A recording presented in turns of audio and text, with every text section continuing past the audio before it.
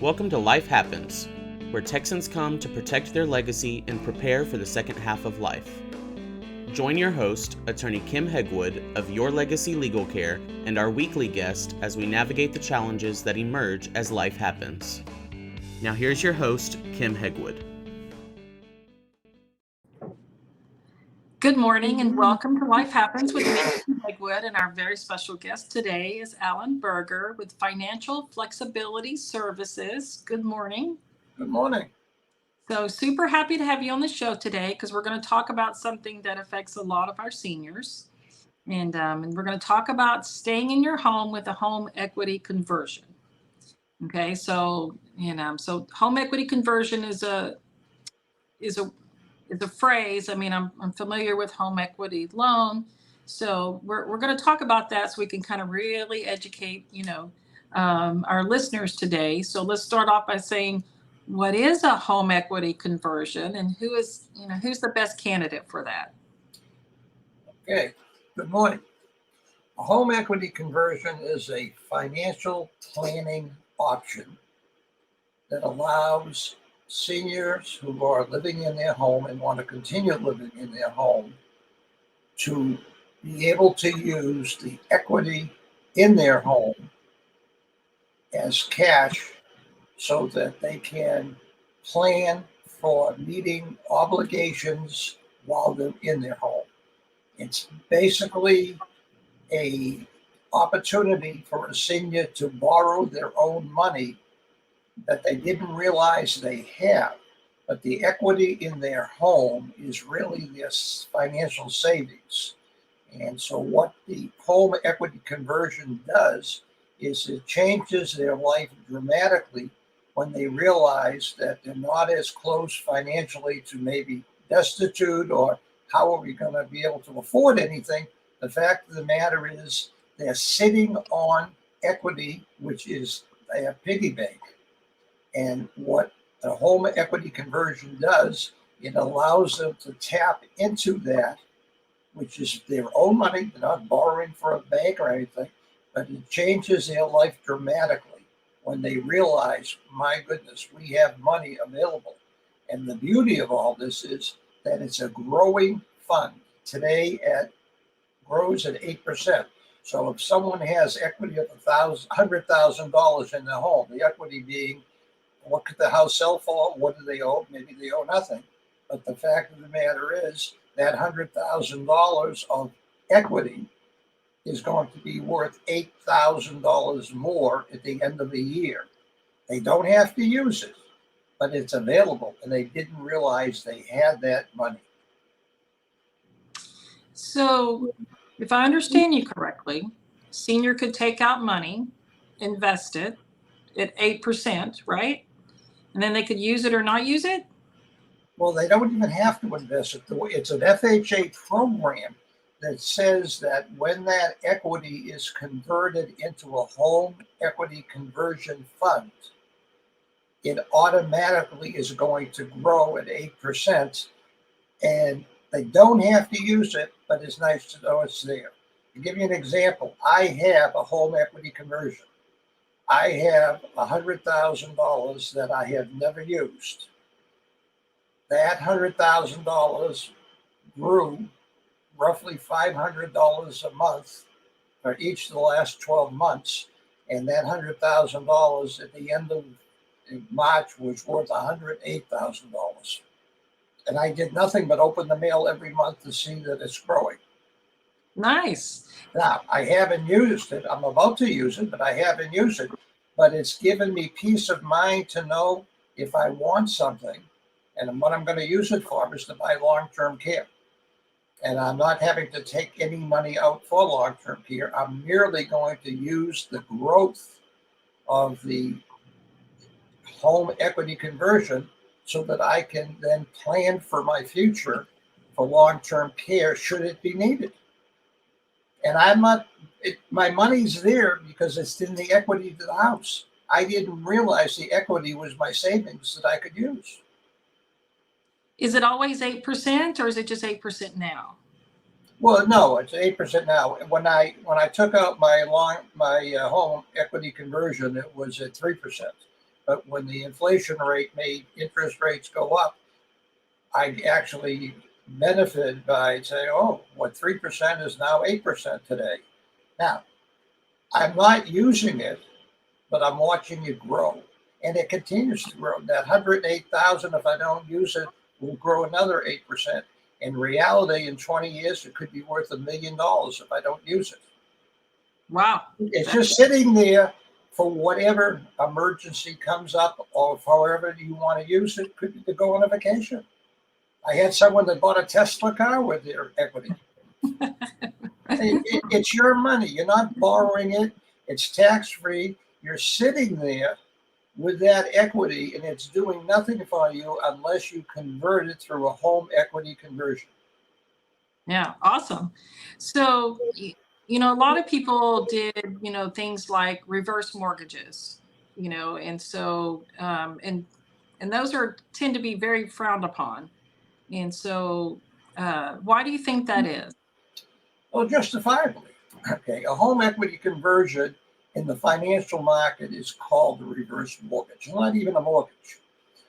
The reason it has a negative connotation is that before the real estate bust, roughly 2008, there were home equity conversions given out without due process. In other words, people just merely went out and said, can I convert some of my equity to a home equity conversion?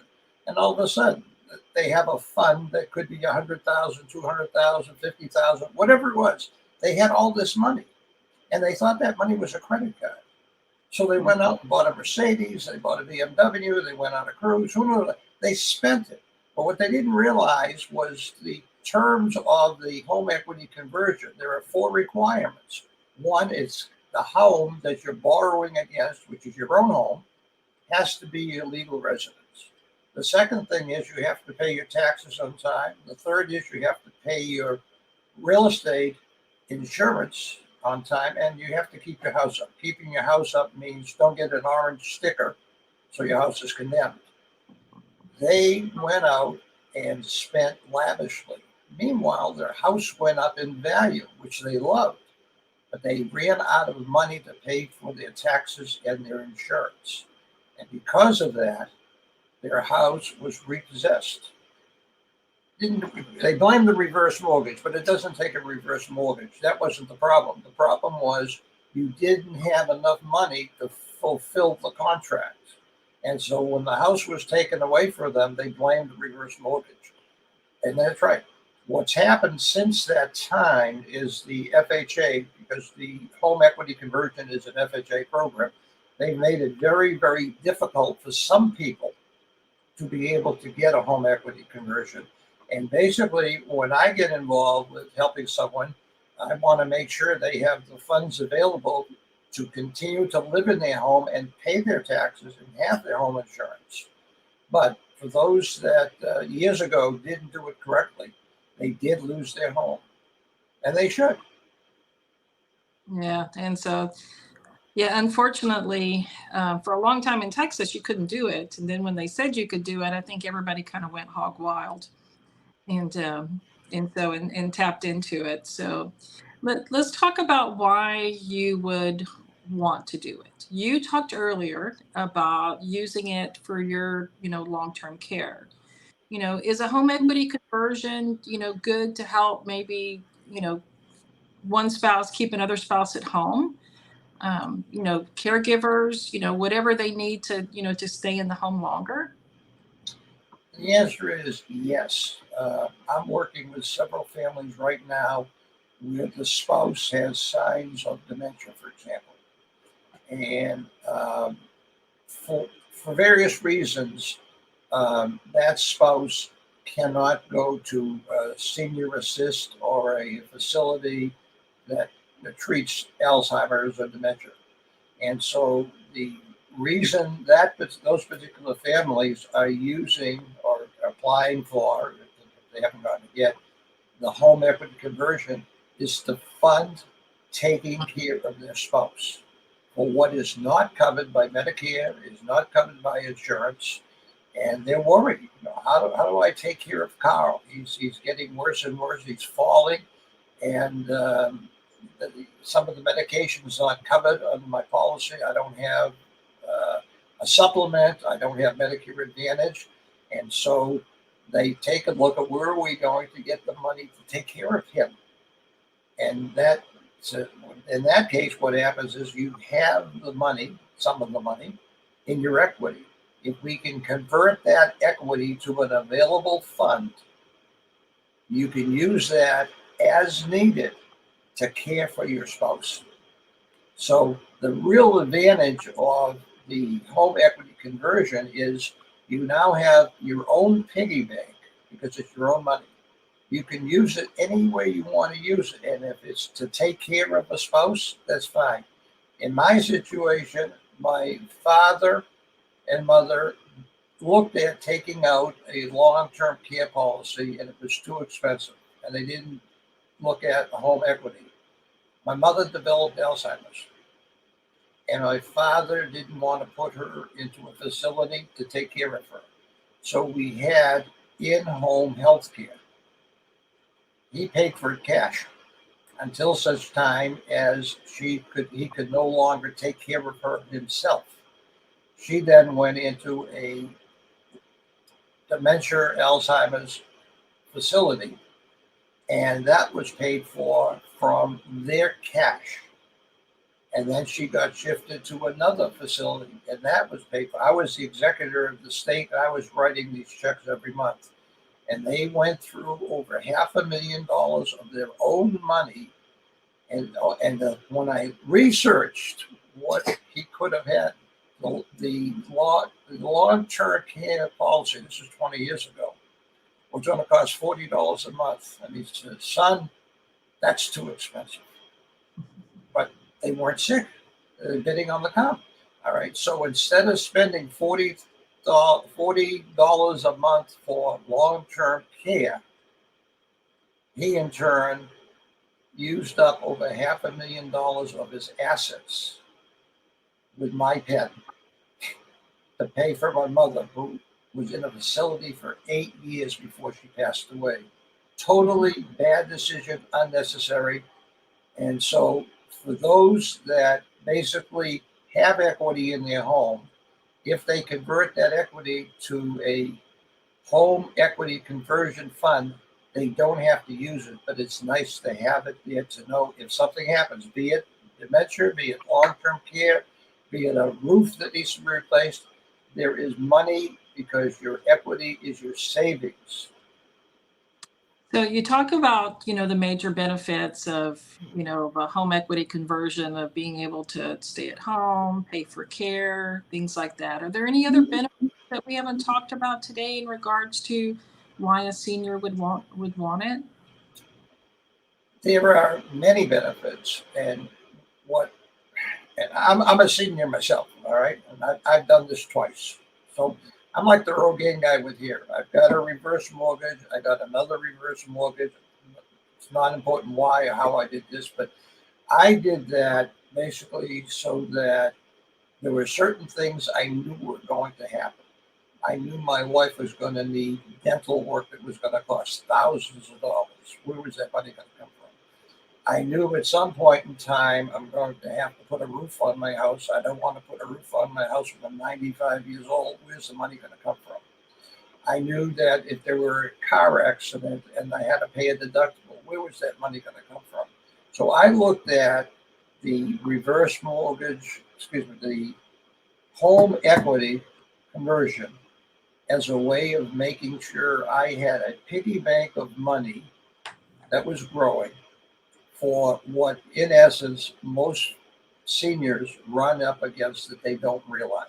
Now, it could be on the positive side. For example, let's say, well, guess what? I want to go on a vacation with my wife. We haven't done this for years. We took care of our kids. You can do that.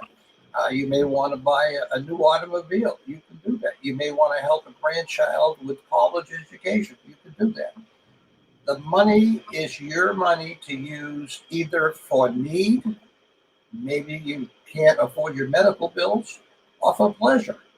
the fact of the matter is, if you had a piggy bank and you've got $100,000 in your piggy bank, how would you use that? You may say, I wouldn't use it. I would be very conservative and wait for a rainy day because I know things are going to happen between now and my expiration day. But that's So, it's a fund. yeah. All right. So now we've got the money. It's growing. Uh, how does it get paid back? Very interesting question. Okay. When you convert the home equity to a fund, nothing has to be paid back while you're living in your home. There are no monthly payments because you borrowed your own money. You didn't borrow a bank. A home equity line of credit is you're borrowing the bank's money. You've got to make payments or something like that.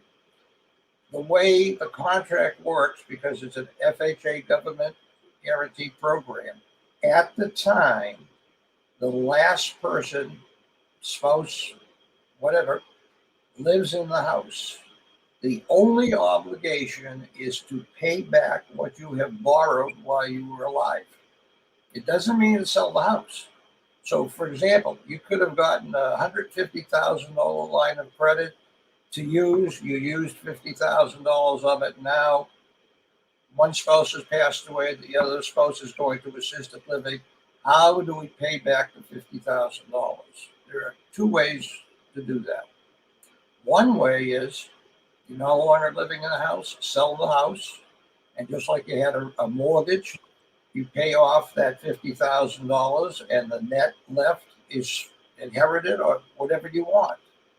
The other, which I find more and more common, is if you have an ability to pay back that $50,000 out of your own cash, or the children have the cash, pay back that borrowed money. I have got several families now where the children are in their 60s and 70s, or the elders who are in their 80s and 90s.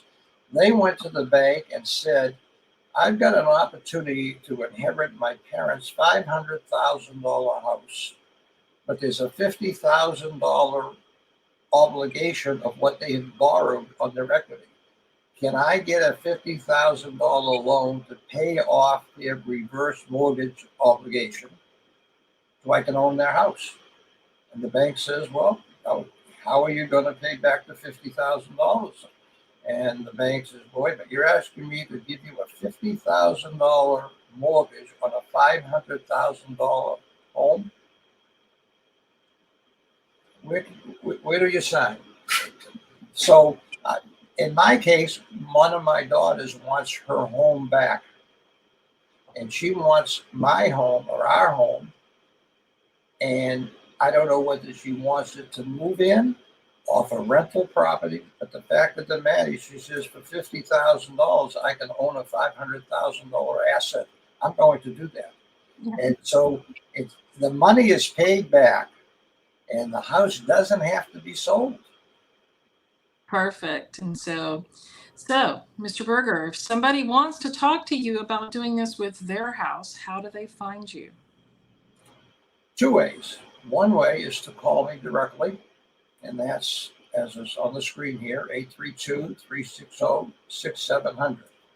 I also have a website, which is an educational website, because I'm not a banker, I'm not a financial planner, I'm not selling anything, I'm educating. And that website is Allan at financialflexibility.services. And that website was designed primarily to help those interested in learning more about home equity conversions to read that. It has questions and answers. It explains with financial examples. It also has a list of maybe 28 different ways you can use the money, from home improvements to vacations to pay medical bills, or modifying a home, whatever you want. Again, you, the senior homeowner, are sitting on money that you don't know you have that can make life so much easier for you. So if you contact me, I'll ask a few questions to make sure that you possibly can qualify. And I can't guarantee I can help you, but what I will guarantee is you'll get 150% effort from me to try. And the most difficult one I just did 3 years. It took me to be able to get these people to get a reverse mortgage, which again was a home equity conversion. So sometimes it's real easy. Sometimes there's a lot of problems trying to get a person qualified. And I'm into this to help. I've done it twice, so when I walk in, I'm usually older than the people I'm talking to. And when they talk to me about some of their problems, I have empathy. I have gone through it twice. I have gone through Alzheimer's with my parents. And so I understand a lot of what these people are going through. Yeah, definitely. So thank you so much, Mr. Berger, for being on the show. And I appreciate the education because I learned some more things today, and that's always a good thing. I hope our listeners did as well. And thanks so much. And we look forward to having you on the show again soon. Well, thank you for the opportunity. And I don't know who I should be talking to because I don't knock on doors. I do this to try and share my experience and see if I can help others who are really worried about how do we get there. And all I can do is say, I've done it twice. It's working. I'm living proof it's working. And if my story and your story align, let me see if I can help you. Thank you. Okay, bye-bye. Thanks for tuning in to this week's episode of Life Happens with Kim Hegwood. Be sure to tune in every Thursday at 10 a.m. wherever you listen to your podcasts as we navigate through the challenges that emerge as life happens. The content of this podcast does not establish an attorney-client relationship or constitute attorney-client privilege, legal, medical, financial, or any other professional advice.